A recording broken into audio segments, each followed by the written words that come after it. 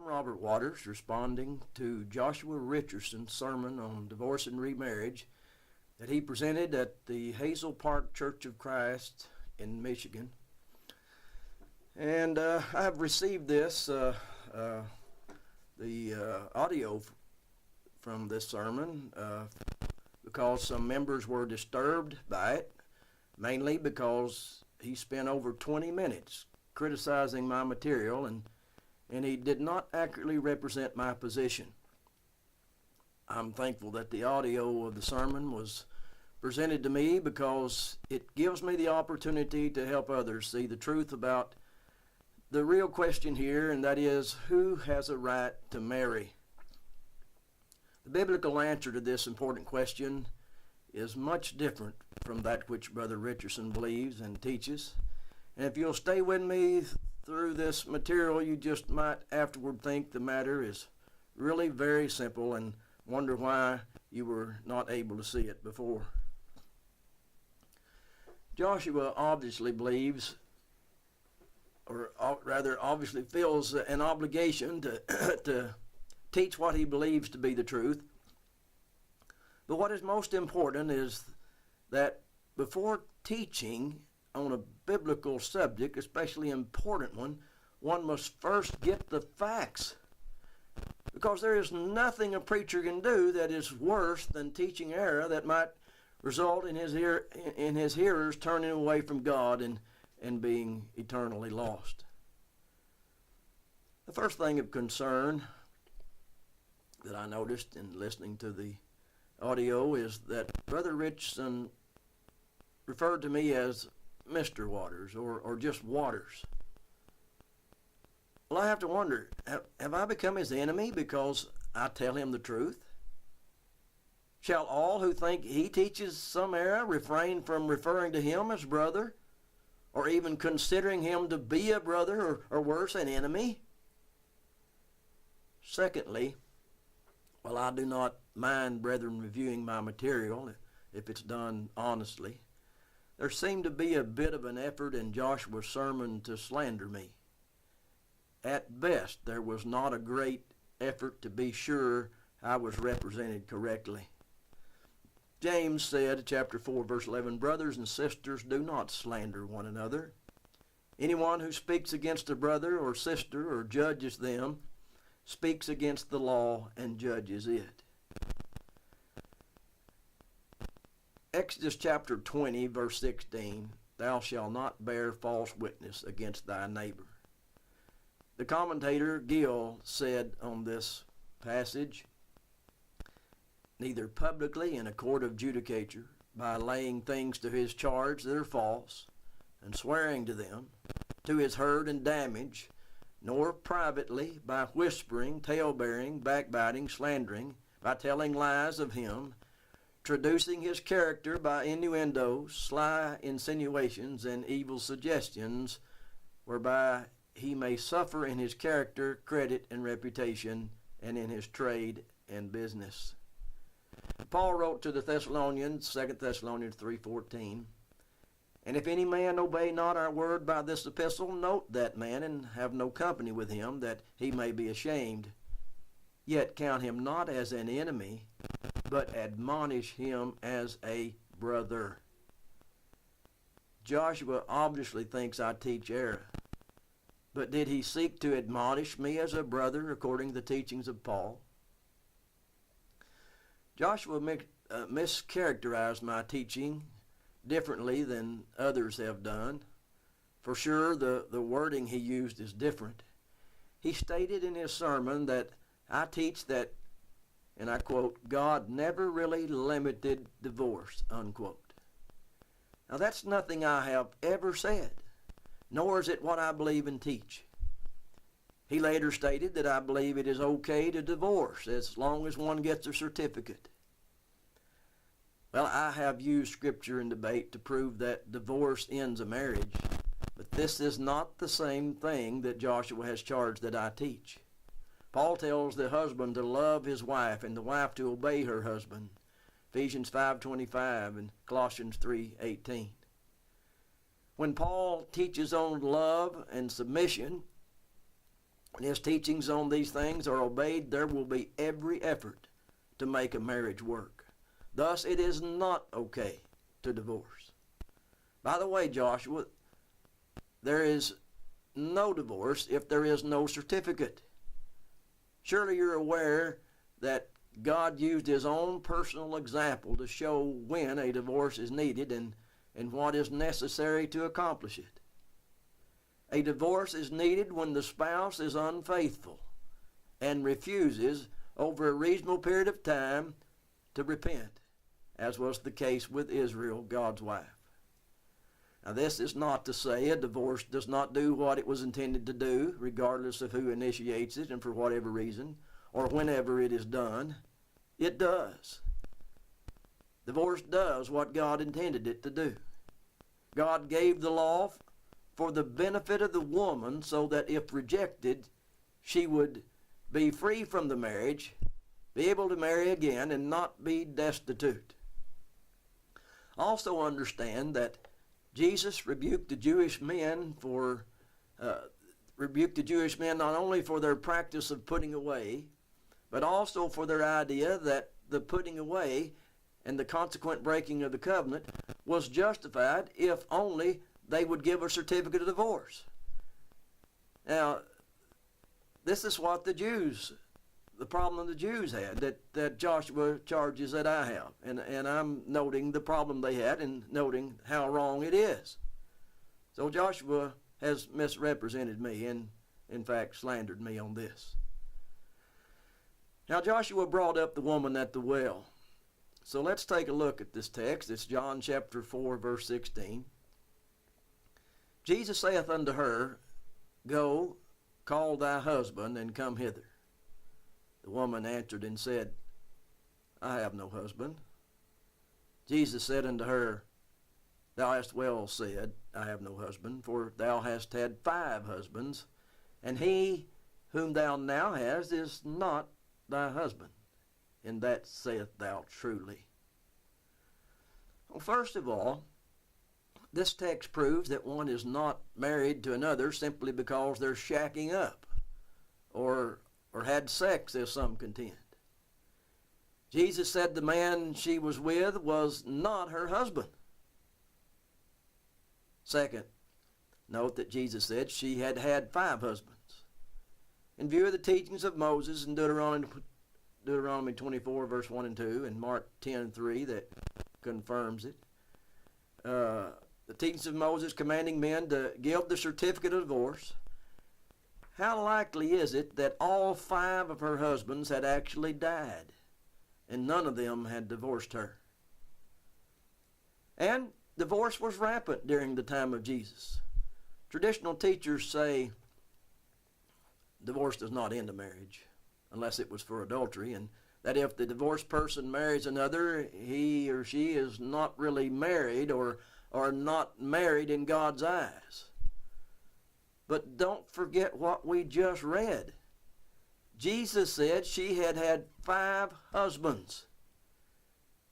Jesus' eyes are God's eyes, and he says those marriages were marriages. Joshua made a good point when he said, forget what you've heard, read, and so forth, and read the Bible. 1 Corinthians chapter 7. Well, this is great advice. But Joshua's not practicing what he preaches. If one's able to forget what he's heard and carefully reads 1 Corinthians chapter 7, how can he believe anything other than that marriage is for all, including those divorced, and that we must let them marry? These are the words of Paul. We're going to look closely at it in a moment. Well, let's take a look at some passages in this chapter that clearly teach that the divorced may marry, which cannot be missed without a lot of help from defenders of tradition. Verses 1 and 2 teach us to let every man and every woman have a spouse. In verse 8 and 9, Paul speaks of the unmarried. By definition, the divorced are unmarried. And he commands in no uncertain terms, let them marry.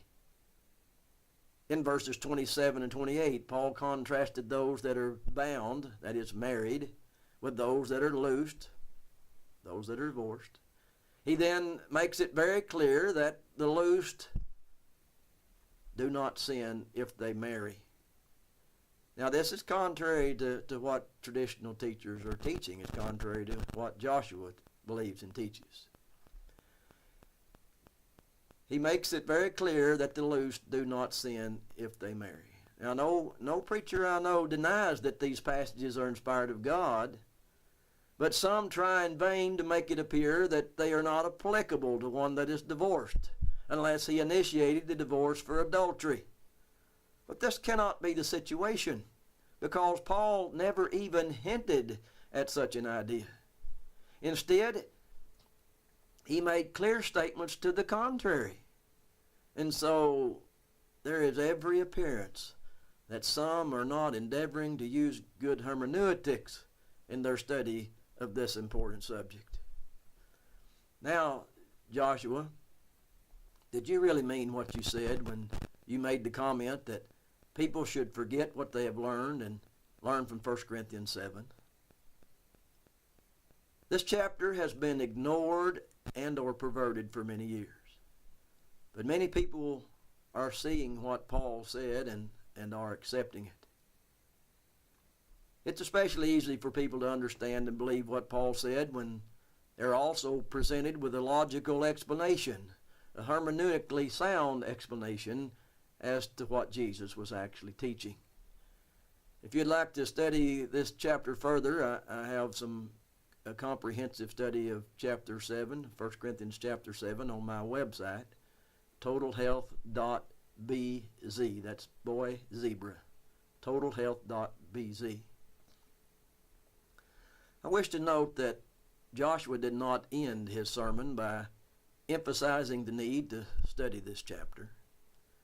Rather, all through the sermon to the end, he emphasized the need to look at the texts that have traditionally been used to teach a doctrine that has serious hermeneutical problems, but only mention Paul's teaching in passing. And here's a list of some of the problems of the doctrine that he tries to defend. First of all, it has Moses teaching what God did not want. Second, it has Jesus contradicting the law of Moses, which came from God. Third, it has Paul contradicting Jesus, and then Christians teaching an unjust doctrine while attributing it to Jesus and Paul, even while Paul describes this very doctrine as forbidding to marry and puts it into the category of doctrines of demons, 1 Timothy 4, 1 through 3. We'll come back to this chapter a little later. In his sermon, Brother Richardson asserted that I said, apalo cannot mean divorce. He said, and I quote, apalo cannot mean divorce, unquote. And then he proceeded to prove me wrong and prop up his position by quoting scholars. In debate, this is often referred to as building a straw man and then attacking it, instead of dealing with the opponent's actual statement, position, or proposition. To his credit, Joshua read all the definitions, but when we consider them all, it's evident that the primary definition of apalo is not divorce. In fact, Thayer's fourth definition of apalo is where he first talks about it being divorced, and it's where he says used of divorce. Now, does this prove it means divorce? No. It means he believed that some people used that word in that sense. He did not say they used it correctly, and for this reason, I do not say apalo cannot mean divorce, as Joshua charged it, I believe. It does to some. And you read my materials on my website and so forth, and you'll see that I have made this comment. Let's see if we can illustrate this. Most people over age 50 have heard someone ask, would you Xerox this document for me? To them, and some still use this language, This means, would you make me a copy? In 1949, the Xerox company made the first copy machine. But there are dozens of companies now that make copy machines. The word Xerox was never meant to be used in that way, yet many have done it and some still do. Thus, it is easy to see how men of Jesus' day might have used the word apalo to refer to their booting out a wife. This would especially be true among people who did not know the true teachings of Moses, who gave the definition of divorce. It was not accurate to just say apalo, but it was easy. And so Thayer reports that apalo was used of divorce. I do not take issue with Thayer here. But are we justified in asserting that Jesus contradicted the teachings God inspired Moses to write simply because some, during the time of Jesus, misused the word for put away to refer to divorce? Are we to accept that Jesus also got it wrong and misused the word, even though he knew there was more to divorce than merely booting out a wife? If one wanted to communicate that he had actually divorced his wife rather than just sent her on her way, he might have said something like, or say something today like, I gave Gertrude her walking papers yesterday. And people would understand exactly what he meant, that there was indeed a divorce as defined by God. Divorce is an English word. It is the opposite of marriage. Specifically, it ends marriage. A separation, on the other hand, does not end a marriage. The word apalo has various meanings, but it is usually translated put away in our English versions. Since this rendering of the word is accepted by virtually everyone, let us look at how this phrase is defined and used by English-speaking people. freedictionary.com by Farlex. We'll look at the definition. To put something in a definition of put away, to put something in a place where it is kept when not in use. For example, remember to put away the milk when you are finished with it. Please put your toys away. 2, to stop thinking about something. For example, put that old daydream away and use your imagination. We put away our fears of losing and just concentrated on doing our best. 3, to eat or drink something completely, readily, and quickly. They put away 2 bottles of wine over lunch. I ordered a large pizza and put it away in 5 minutes. 4, to confine to prison, mental health facility, or other institution. If you get caught stealing again, they will put you away. The judicial system puts away both drug dealers and drug users. 5, to bury someone. They put the preacher away in that cemetery next to the church. Now on the phrase, put someone away, same source, to kill someone. For example, the gangster threatened to put me away if I told the police. They put away witnesses in the past. Number 2, to bury someone. My uncle died last week. They put him away on Saturday. They put away my uncle in the cold grave. And send someone away to have someone put into a mental institution. For example, my uncle became irrational and they put him away. 4, to sentence someone to prison for a length of time. They put Richard away for 15 years. The judge put away the whole gang. You might also want to look at vocabulary.com, look up these phrases. Now, Why do you suppose the word divorce is not mentioned among the definitions of put away? Well, I suggest to you that it is for the same reason many versions do not translate apalo as divorce in Matthew 5:32.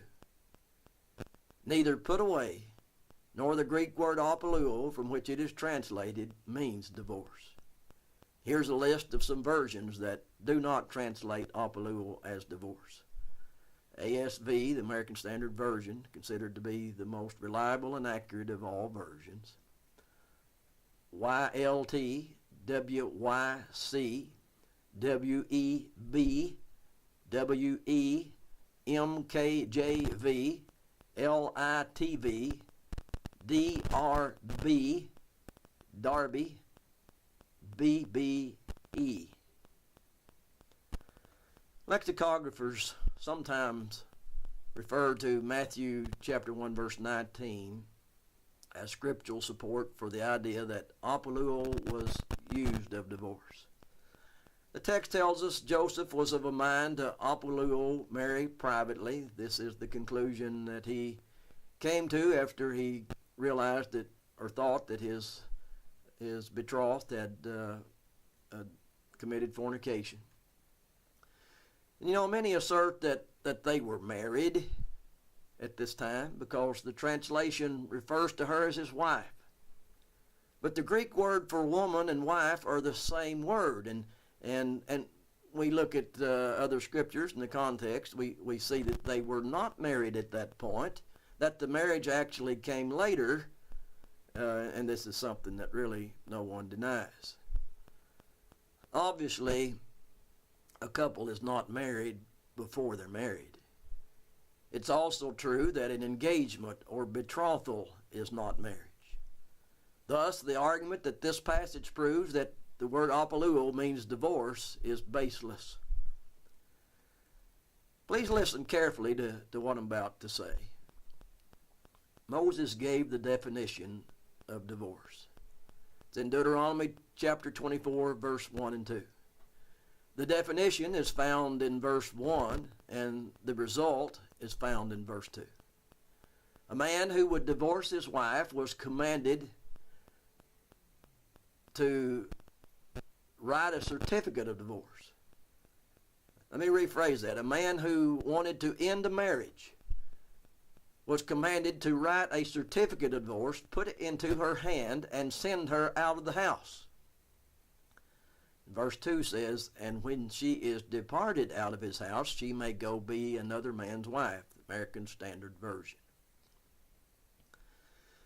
Here's another very important and eye-opening observation. In verse 1, the Hebrew word translated send out, and we're talking about Deuteronomy 24, verse 1.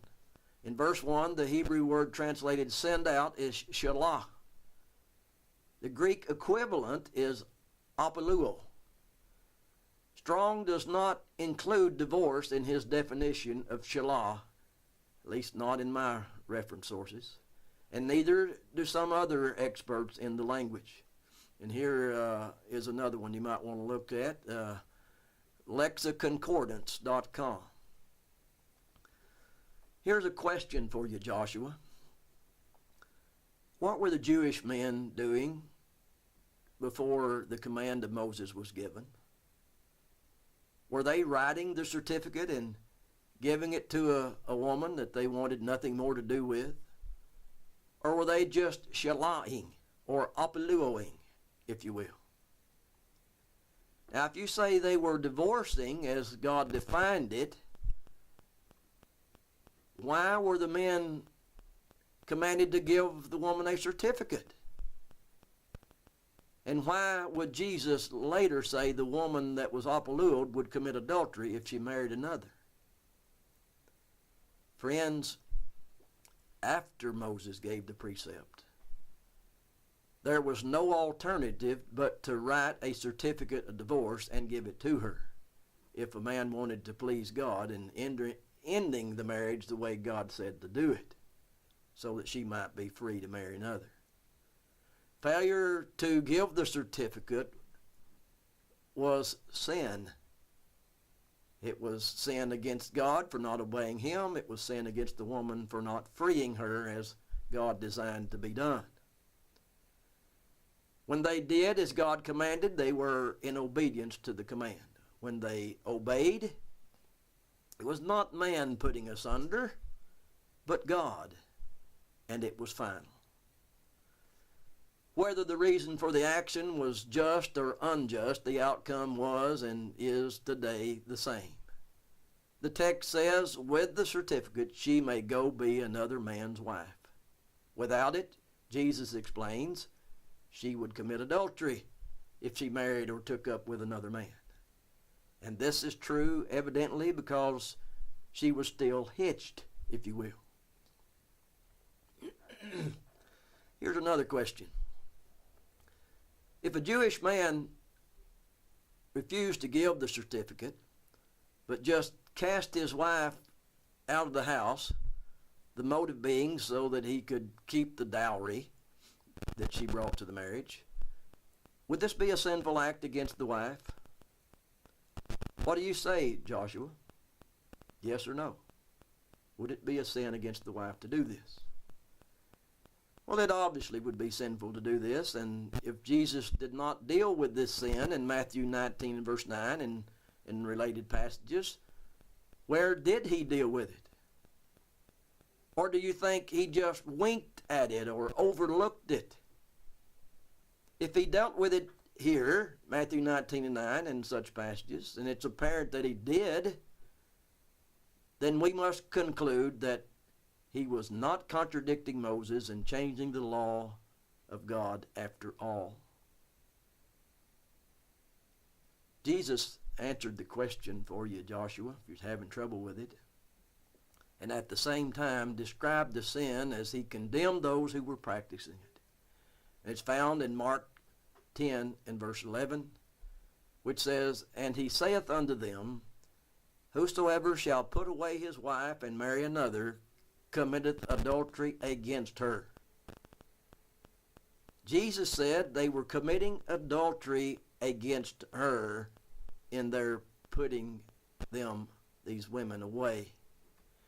Now this is in stark contrast with the traditional teaching that Jesus was saying the man commits adultery in the new marriage. The traditional teaching makes no sense at all, because the men were allowed to have more than one wife in those days. And Jesus didn't take issue with that. The only thing that they get right is that the woman was not free to marry. But they fail to see that the reason this is true is because she was not divorced according to the law of God. She was merely apalo, merely put away, merely sent out of the house. This is a good time to point out that Joshua labored to prove that I have been too broad in my teaching on the definition of adultery. He would have you believe it only refers to sex outside of marriage. Well, obviously, Jesus was not using this word in the context of Mark 10 and verse 11 that we just looked at. He was not using it to mean sex with someone not your spouse, because the woman was not his wife. Brethren, with this background, with this information that you have heard in this presentation, there is no excuse for not being able to see the problem Jesus was dealing with when he told the Jewish men they were causing their wives to commit adultery when they sent them away and took another to take her place. Jesus said such action would result in her committing adultery, as well as the man or any man that would marry her. Matthew 5:31, verse 32. But how could that be if divorce does what God intended it to do and what Moses said it would do? Well, the answer many give is Jesus changed the law. But this is not the answer. The answer is Jesus was not talking about divorce as defined by Moses. He certainly did not say divorce. This idea has to be read into the text. But to read this into the text has Jesus contradicting Moses, and this is a consequence that is totally unacceptable. It makes no sense. Most preachers see this and don't go there. I've debated a number of highly capable preachers that have tried to get around this problem, but they failed miserably.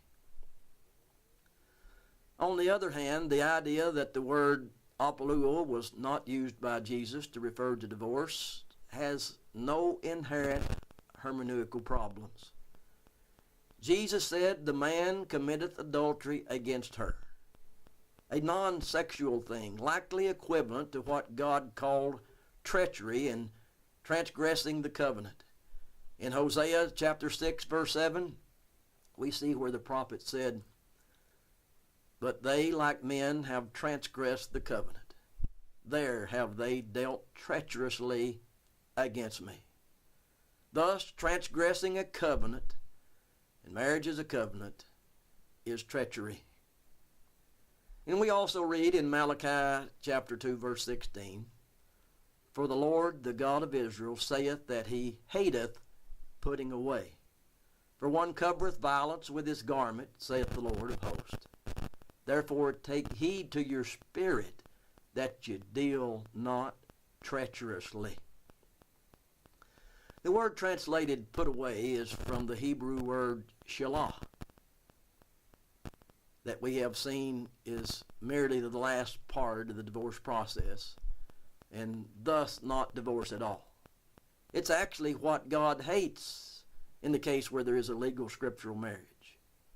And Jesus explained why God hates it. It is an adulterous or treacherous act that is a sin against the spouse, something different from and much worse than divorce. God used his own personal example to teach the necessity of doing more than mere putting away to end a marriage.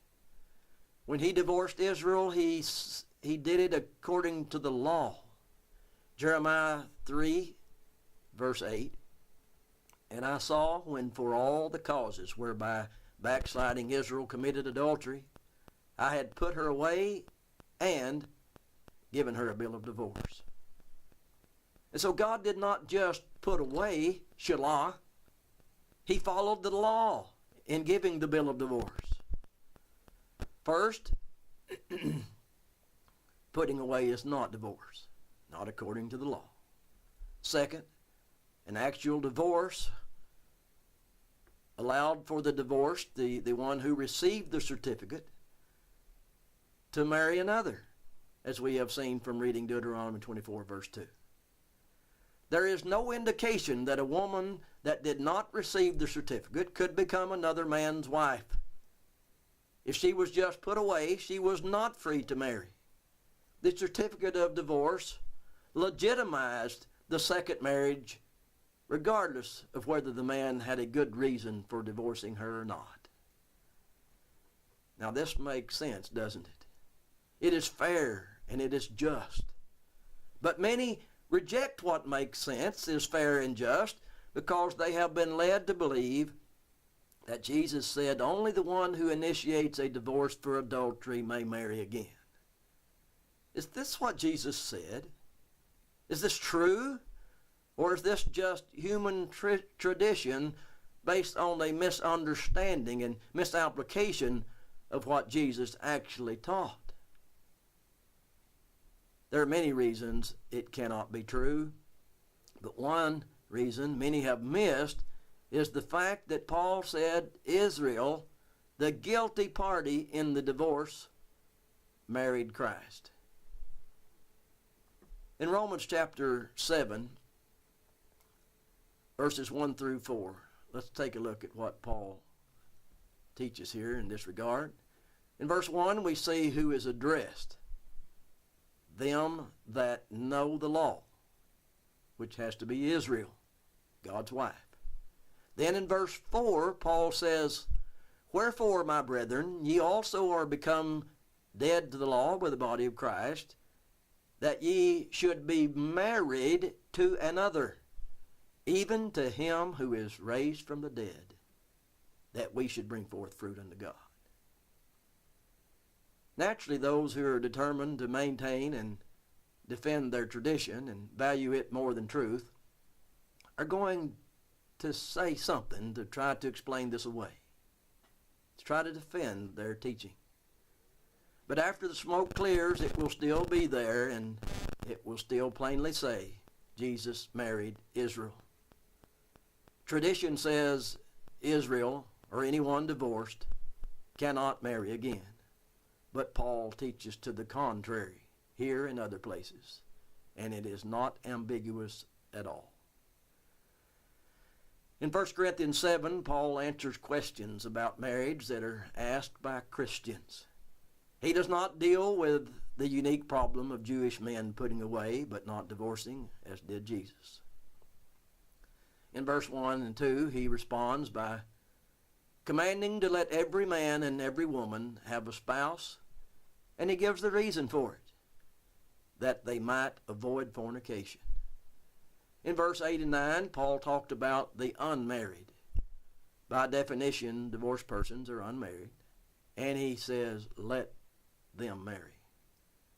Then in verse 27 and 28, he contrasts those bound that are married, that is married, with those loosed, that is those divorced, and then states that those loosed do not sin if they marry. He said, but and if thou marry, thou hast not sinned. Who's he talking about here? The unmarried. What does divorce do? It makes one unmarried. Did Paul say a divorced person is not really divorced or unmarried if not done for some particular reason? No, not even a slight hint. But men are saying it. And isn't it ironic that brethren like Joshua that are teaching against marriage in some cases, because they think it would be fornication, are actually, when they're successful in their efforts, taking away God's tool, marriage, that is designed to help people avoid fornication? Joshua said, Waters, Deuteronomy 24, tries to say that the putting away and writing of divorcement are two different things. Moses said to do both. Well, we've already seen that one can merely put away, and that this is the thing that God hates, and that if this is all that is done, the command regarding divorce, how to do it, has not been obeyed.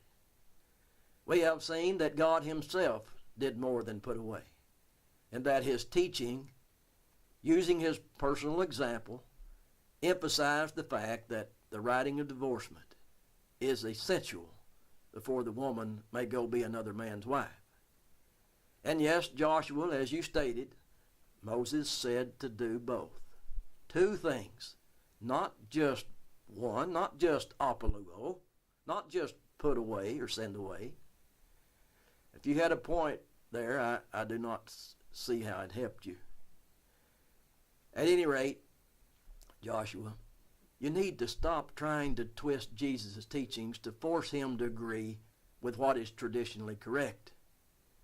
Then earnestly and prayerfully endeavor to learn what is scripturally correct, true, and right. Joshua spent a lot of time dealing with my explanation of the so-called exception clause. First, he quoted my paraphrase and charged that I had to resort to writing my own version to prove my doctrine. Well, last I heard, a paraphrase, and I only did one verse, is not a version. It's more like a commentary. At any rate, here's the paraphrase that he quoted from my book, Put Away But Not Divorced. And it was not intended to be a paraphrase of one passage, but all the parallel passages that give the gist of Jesus' teaching. Here it is. Whoever shall send his wife out of the house and marry another commits adultery against her, unless he send her away because of fornication, which is being committed because of the unlawful relationship. I followed up with a version that supports the idea that fornication can be an illicit or illegal marriage. Holman Christian Standard, Matthew 5:32.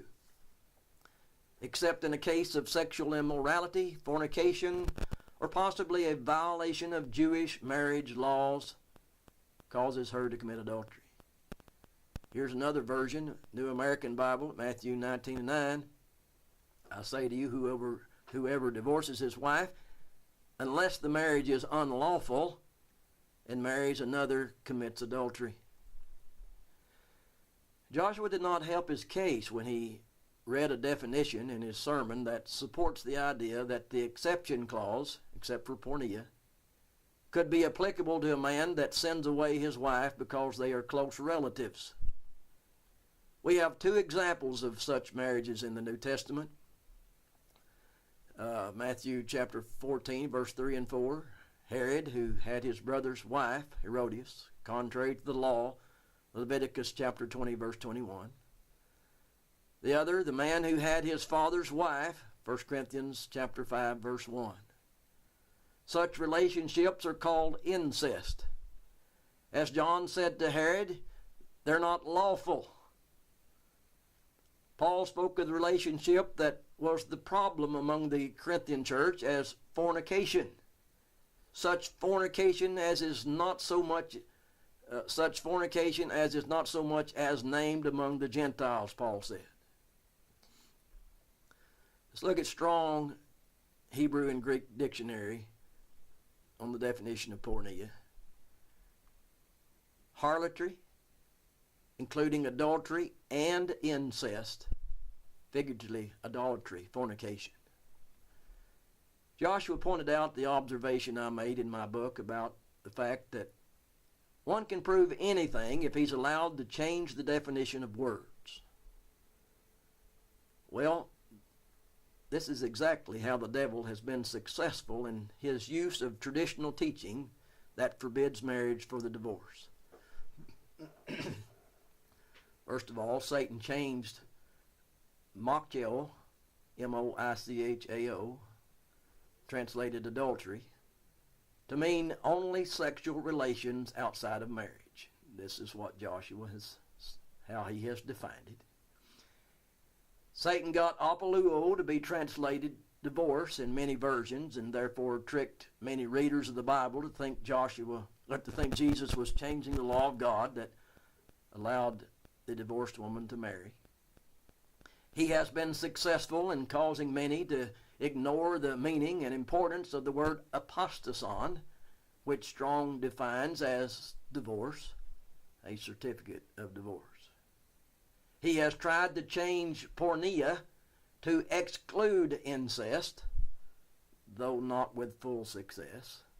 But it doesn't matter as long as he has success in perverting the other key words. The exception clause will continue to be misused to forbid marriage. I hope this lesson has been profitable to you. If you wish to study this subject further, there are many articles and debates on my website, totalhealth.bz.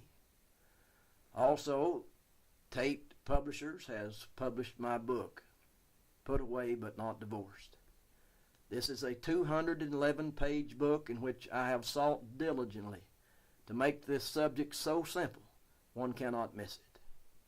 I have also sought to deal with every argument that I have heard against the position I firmly believe to be the truth. You can order my book from Barnes & Noble, Amazon, from the publisher, or you can order it from me, which is easy to find on the internet. At my website, www.putawaybutnotdivorced.com, you can view the table of contents and also see what those who have read my book are saying about it. I want to close by reading something that was written by A.W. Tozer that is quite profound. The true follower of Christ will not ask, if I embrace this truth, what will it cost me? Rather, he will say, this is truth. God, help me to walk in it. Let come what may.